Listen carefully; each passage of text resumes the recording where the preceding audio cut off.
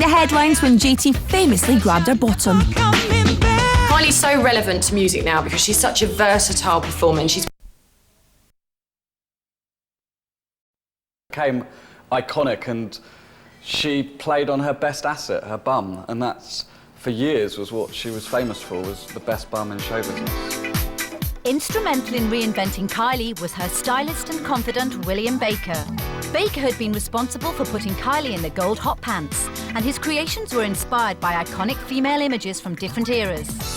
He initially modelled Kylie on the pin-up girls of the 1940s and taught her how to pose, arching her back and contorting her body to show off her perfectly proportioned curves.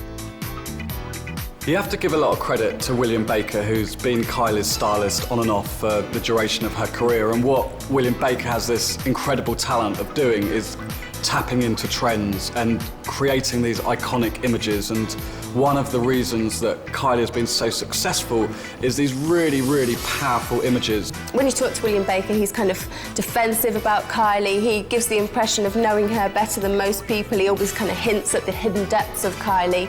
And I think he feels it's his job to not just be a stylist to her, but to kind of put across the various images and the sides of her personality that he's had access to that perhaps the rest of the world haven't. William and Kylie, he calls her Minnie and she calls him Willie.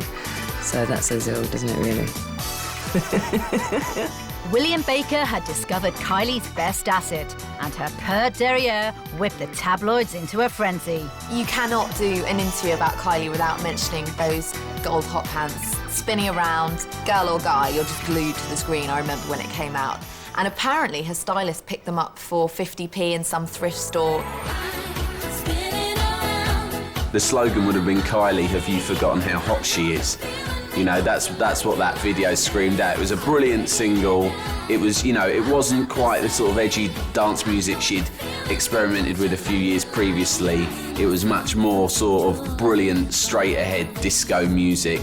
I worked on the Sun newspaper at the time that the gold bottom arrived, and we dedicated pages and pages of newspaper to the gold hot pants and Kylie's bottom. There were a lot of rumours that it was Botox, you know, but, you know, again, as I've said before, she, you know, 5'2", you know, there's not much gravity left for things to drop.